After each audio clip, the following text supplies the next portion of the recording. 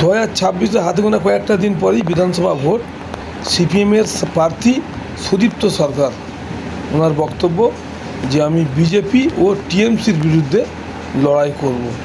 আপনারা ভিডিওটি শেষ পর্যন্ত দেখুন। বেশ বেশি আপনার মূল্যবান মতামত কমেন্ট বক্সে জানাবেন। কি বলছে শেষ পর্যন্ত দেখুন, স্কিপ করবেন না। বামপন্থী রাজনীতি করে আসছে, আজকে জাঙ্গিপাড়া বিধানসভার বামপন্থী আন্দোলন থেকে লড়াই করছে, কি বলবেন? আমি তো রাজনৈতিক পরিবার থেকে উঠে আসা ছেলে। আমার দাদু ছিলেন স্বাধীনতা সংগ্রামী, আমার বাবা একজন গণতান্ত্রিক আন্দোলনের নেতৃত্ব ছিলেন। 15 বছর জাঙ্গিপাড়া পঞ্চায়েতের দায়িত্ব সামলেছেন, প্রধান ছিলেন তিনি। শিক্ষক আন্দোলনের নেতৃত্ব ছিলেন, শ্রমিক আন্দোলনের নেতৃত্ব দিয়েছেন। অতএব একটা রাজনৈতিক ইতিহাস রয়েছে। আমিও খুবই ছোটবেলা থেকে এই বামপন্থী রাজনীতির পরিমণ্ডলে বড় হয়েছি এবং পরবর্তীকালে পরিবর্তনের পর আমাকে শাসক দল বাড়িছাড়া করেছে, মিথ্যে মামলায় জেল খাটিয়েছে, পঞ্চায়েত নির্বাচনের নমিনেশন দিতে গেছি প্রচণ্ড মেরেছে, মেরে ফেলে দিয়েছে, ভেবেছে মরে গেছি। লাল ঝান্ডাটা আমার হাত থেকে ওরা কেড়ে নিতে পারেন, কারণ আমরা বিশ্বাস করি, আমরা যারা বামপন্থী আন্দোলন করি, এই গরিব মানুষের, মেহনতি মানুষের, শ্রমজীবী মানুষের, গতর খাটিয়ে খাওয়া মানুষের একটাই ঝান্ডার রং, সেটা লাল। এবং সেই লাল ঝান্ডাটাকে নিয়েই যাতে আজীবন লড়াই করতে পারি, এই বিশ্বাস এখনো নিয়ে চলেছি। আপনার লড়াইটা মূলত কার বিরুদ্ধে, তৃণমূল না বিজেপি? আমার তৃণমূল বিজেপি উভয়ের বিরুদ্ধে। কারণ এই যে দম বন্ধ করা একটা পরিস্থিতি, তার জন্যে তৃণমূল ভীষণভাবে দায়ী। আর এই তৃণমূলকে সমস্তটাই চাপা দিচ্ছে, সমর্থন করছে বিজেপি। আবার পশ্চিমবাংলার বুকে দেখবেন 11 সালের আগে বিজেপি কোনো ফ্যাক্টর ছিল না। বিজেপিকে খাল কেটে ডেকে নিয়ে এসেছেন তৃণমূল নেত্রী। অতীতের আপনি যদি সংবাদপত্রগুলোকে যদি উল্টে দেখেন, যে আমরা বামফ্রন্ট সরকারকে ক্ষমতা থেকে হটাতে বিজেপিকে জোটে নিয়ে লড়ব। আবার আরএসএস প্রধান মোহন ভাগবত বলছেন তিনি হচ্ছেন দেবী দুর্গা। সমস্ত খেলাটা হচ্ছে, রাজনৈতিক দল হচ্ছে বিজেপি তৃণমূল, কিন্তু তাকে কন্ট্রোল করছে আরএসএস। আরএসএসের সাক্ষাৎ দুর্গা, আর আরএসএস হচ্ছে তার কাছে দেশপ্রেমিক দল। কদিন আগেও তিনি বলেছেন যে আরএসএসের নেতারা ছিলেন খুব ভালো, এখনকার নেতারা খুব খারাপ, এরকম জাতীয় একটা কথা বলেছেন। আরএসএসের তো নীতি, যে নীতিতে তারা বিশ্বাস করে, তাদের যা গোপন এজেন্ডা, সেগুলো প্রকাশ্য হয়ে আসছে এবং সেগুলোকে তারা রূপায়ণ করছে বিজেপি তৃণমূলের মাধ্যমে। কংগ্রেস মুক্ত ভারত, কমিউনিস্ট মুক্ত ভারত, ইসলাম মুক্ত ভারত। যেদিন কংগ্রেস মুক্ত ভারত, কমিউনিস্ট মুক্ত ভারত করতে পারবে, ওদের ওই ইসলাম মুক্ত ভারত করার রাস্তাটা পরিষ্কার হয়ে যাবে। এসআইআর তার একটা প্রক্রিয়া। দেখবেন এসআইআরে যেসব মানুষের নাম বাদ পড়েছে, সংখ্যালঘু মানুষজন আর প্রান্তিক খেটে খাওয়া মানুষজন। ক্ষতি হচ্ছে এই অংশের মানুষদের। খুব গভীর চক্রান্ত। বিজেপি সরকার এসআইআর করছে, তৈরি হচ্ছে নির্বাচন কমিশনের হাত দিয়ে, আর এখানে সেটা রূপ পাচ্ছে রাজ্য স্তরে যারা অফিসার আছে তাদের মাধ্যমে। সবটাই একদম গড়াপেটা। আপনার লড়াইটা যে তৃণমূল এবং বিজেপি উভয়ের বিরুদ্ধে, সেক্ষেত্রে আমরা যদি লক্ষ্য করি, তৃণমূলের প্রার্থী একজন ক্যাবিনেট মন্ত্রী এবং তিনি চতুর্থবারের জন্য প্রার্থী হয়েছে তৃণমূলের, এবং বিজেপির প্রার্থী সেও তৃতীয়বারের জন্য প্রার্থী। সেক্ষেত্রে আপনার লড়াইটা কতটা টাফ? আমি বিজেপি প্রার্থীকে এই লড়াইয়ের কোনো জায়গায় রাখতে চাইছি না। কেন রাখতে চাইছি না? 2011 সালে তিনি প্রার্থী ছিলেন, দেখবেন কত ভোট পেয়েছেন। 2016 সালে নির্বাচনে উনি প্রার্থী ছিলেন। আমি দেখেছিলাম আমাদের জাঙ্গিপাড়া থানার, যখন আমরা সবাই কাউন্সিলিংয়ে গেছি, শাসক দলেরও আছে, বিজেপিরও আছে, আমাদের দলের কর্মীরাও গেছি। কাউন্টিং হলে কিন্তু তাদের উপস্থিতি ছিল না। কান পাতলে শোনা যাচ্ছে, বিজেপির দলের অভ্যন্তর থেকেই উঠে আসছে যে আবার সেই ব্যক্তি প্রার্থী। কেন না, শোনা যায় 2016 সালে নাকি তিনি শাসক দলের কাছে কাউন্টিং এজেন্টের ফর্ম বিক্রি করে দিয়েছিলেন। এটা আমাদের কথা না, মানে এটা আমি অভিযোগ আনছি না, আপনি যারা বিজেপির পুরনো কর্মী আছে তাদেরকে জিজ্ঞেস করলে পেয়ে যাবেন, এবং সেই নিয়ে হয়তো ওনাদের ক্ষোভ আছে, ওটা ওনাদের বিষয়। এই সিটটা মন্ত্রী যাতে জিততে পারেন তার জন্যেই এই প্রার্থী নির্বাচিত করা হয়েছে দলের অভ্যন্তর থেকে। এটা কান পাতলে দলের অভ্যন্তরেই ওদের শুনতে পাবে। আমার এটা অভিযোগ নয়, আমি চারদিক থেকে যা শুনতে পাচ্ছি আমি সেইটা বললাম। আপনি কি কি ইস্যুতে আপনি জাঙ্গিপাড়ার মানুষের কাছে যান? প্রথম ব্যবস্থা হচ্ছে গণপরিবহন। আমাদের বিধায়ক, আমাদের জাঙ্গিপাড়ার তিনি অতিথি। বিধায়ক যেদিন মন্ত্রী হয়েছিলেন, পরিবহন মন্ত্রী, আমাদের অনেক আশা ছিল যে জাঙ্গিপাড়ার পরিবহন ব্যবস্থার আমূল পরিবর্তন করবে। আমরা আশা করেছিলাম জাঙ্গিপাড়াতে একটা সরকারি বাস ডিপো তৈরি হবে, সেখান থেকে হুগলি জেলার নানা প্রান্তে যাবে, এপাশে হাওড়া যাবে, কলকাতা যাবে, এদিকে পশ্চিম মেদিনীপুর, ঝাড়গ্রাম, পুরুলিয়া, বাঁকুড়া, নানা দিকে বাস ছুটবে। আমাদের সদর শহর চুঁচুড়া, মহকুমা শহর শ্রীরামপুর, সরকারি বাস যোগাযোগ পাবো, মানুষের, গরিব মানুষের উপকার হবে। কিন্তু আমরা যেটা দেখছি, উনি মন্ত্রী হওয়ার পর পরিবহন ব্যবস্থাটা পুরো ধ্বংস হয়ে গেছে। জাঙ্গিপাড়া থেকে মহকুমা শহর শ্রীরামপুর যেতে 31 নম্বর বাস 15 থেকে 20 মিনিট ছাড়া নিয়মিত সার্ভিস ছিল, সেটা বন্ধ।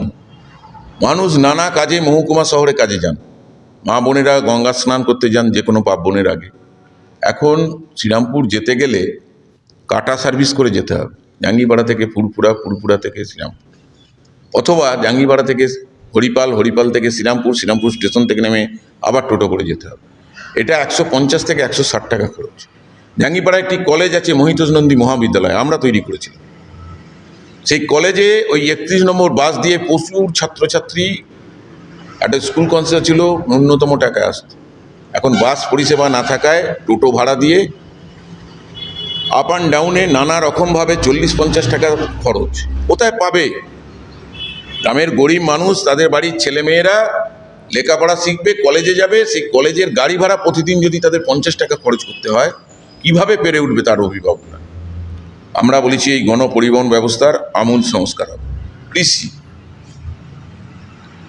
সেচ, স্বাস্থ্য, সমস্ত ব্যবস্থার আমরা একটা বিধানসভা ভিত্তিক, আমরা নির্বাচনে জয়লাভ করলে আমরা কি করতে চাই, কি কি সমস্যা আছে, সেগুলো নিয়ে আমরা ম্যানিফেস্টো তৈরি করেছি। আমরা খুব তাড়াতাড়ি সাংবাদিক সম্মেলন করে আমরা সেই ম্যানিফেস্টো আপনাদের কাছে দিয়ে দেবো। অপরদিকে মন্ত্রী স্নেহাশিস চক্রবর্তী দাবি করছেন জাঙ্গিপাড়ায় আমূল পরিবর্তন করে দিয়েছে, রাস্তাঘাট থেকে শুরু করে এখানে আপনার কৃষি ভাণ্ডার বা কৃষক বাজার তৈরি করেছেন এবং নতুন বাস স্ট্যান্ড তৈরি করেছেন।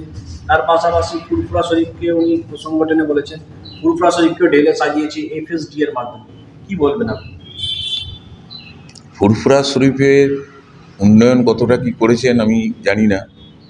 ফুরফুরা শরীফের যারা পীরজাদারা রয়েছেন তাদের বক্তব্যগুলো যদি একটু শোনেন, পরিষ্কার হয়ে যাবে। বাস স্ট্যান্ড উনি করেননি। জাঙ্গিপাড়া বাস স্ট্যান্ড বাম আমলে তৈরি হয়েছিল। জাঙ্গিপাড়া বাস স্ট্যান্ড থেকে 31 নম্বর বাস যেত, ট্রিকার যেত, 4 ঘন্টা গমগম করত। জাঙ্গিপাড়া বাস স্ট্যান্ড থেকে 31 নম্বর বাস উঠে যাওয়ার পরে সেখানে কিছু শেড হয়েছে, আরও বাজে অবস্থা তৈরি হয়েছে। বাস স্ট্যান্ডটি রাত্রিবেলা সমাজ বিরোধীদের আড্ডায় পরিণত হয়েছে। বাস স্ট্যান্ডের কৃতিত্ব উনি যেন না নেন। বিভিন্ন এলাকা, জাঙ্গিপাড়া এলাকায় একটা কৃষি খামার ছিল, সরকারি কৃষি খামার। তার যে ধানের বীজ, ওটা হুগলি জেলায় তার ডিমান্ড ছিল চাষিদের কাছে। বাম আমলে FCI গোডাউনের টাকা, ITI কলেজ তৈরি করার টাকা এসে পড়েছিল। জমি আন্দোলনের জন্য জমির অভাবে সেই টাকা খরচ করা যায়নি। 2011 পরিবর্তনের পর উনি সেই টাকায় সরকারি জমিগুলোকে, কৃষি জমিগুলোকে ধ্বংস করে ITI কলেজ করেছেন। পরিবহন ব্যবস্থার উন্নতি না থাকায় সেই কলেজে এখন পড়ুয়ার অভাব। কৃষি খামার নষ্ট করে এফসিআইয়ের গোডাউন হয়েছে, ধানের বীজ তৈরির ক্ষেত্রে চাষিদের ধানের বীজ পাওয়ার ক্ষেত্রে সমস্যা তৈরি হয়েছে। আর উনি কিষাণ মান্ডি করেছেন, এটা করেছেন পরিবর্তনের পর কিষাণ মান্ডি হয়েছে। কিষাণ মান্ডিও ওই কৃষি খামারের জমিতে হয়েছে, কৃষি জমি নষ্ট করে কিষাণ মান্ডি হয়েছে। কিষাণ মান্ডিতে কৃষকরা তাদের ফসল নিয়ে পৌঁছতে পারে না।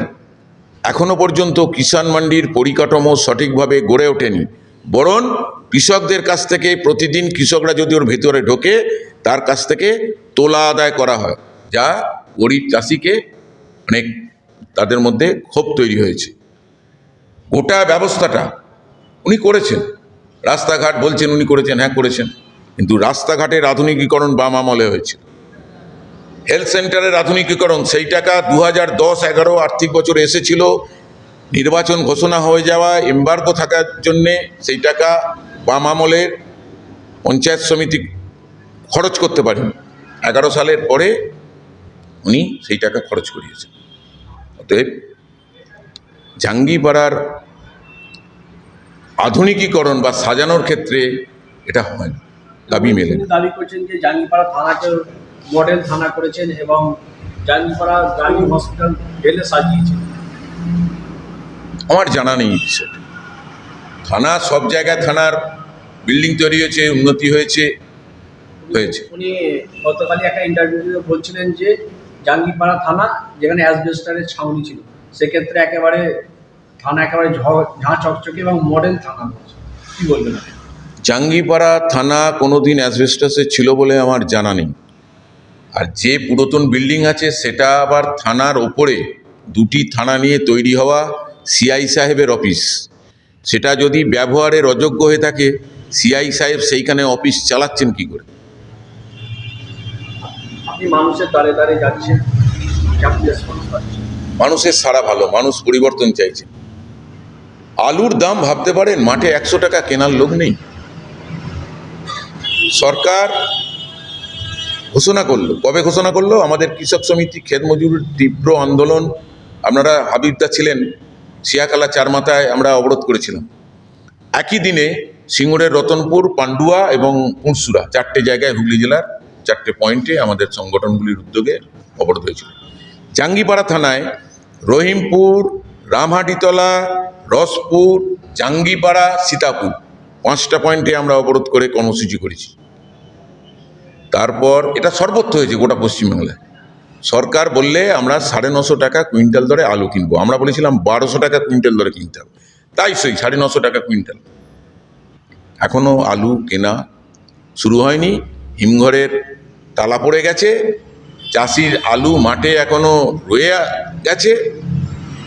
সরকার কিন্তু একটা বলেন, এর দিন ছিল না 2005 সালে এইরকম অতিফলন আলুর হয়েছিল। রাজ্যে বামফ্রন্ট সরকার ছিল, কৃষি সমবায় সমিতিগুলির মাধ্যমে সেই সময় আলু কিনে হিমঘরে রেখেছিল। আজকে চাষিকে 100 টাকা বস্তা খরিদ্দার না পাওয়ায় হিমঘরে যে গিয়ে আলুর বন্ড চাইছেন, বলছে পঞ্চায়েতকে আমরা আলুর বন্ড দিয়ে দিচ্ছি, সেখানে যান। সেখানে যাচ্ছে, বলছে আলুর বন্ড নেই, আলুর বন্ড শেষ হয়ে গেছে।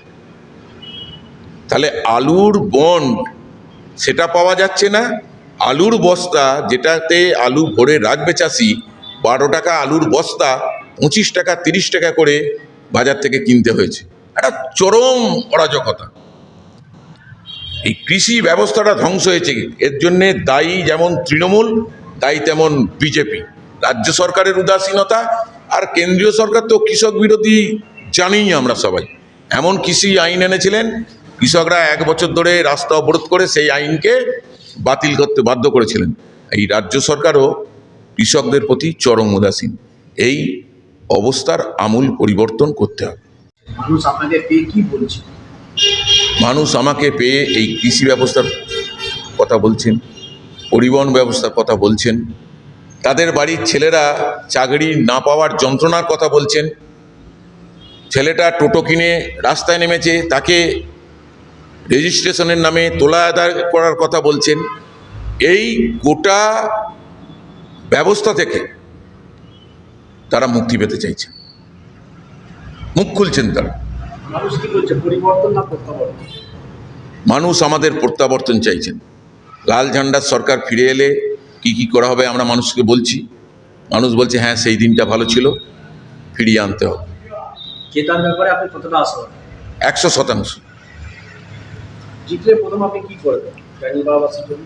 জাঙ্গিপাড়াবাসীর জন্য আমাদের এখানে রেল যোগাযোগ নেই। নিকটবর্তী রেল স্টেশন বরগাছিয়া প্রায় 12 কিলোমিটার, হরিপাল 15 কিলোমিটার।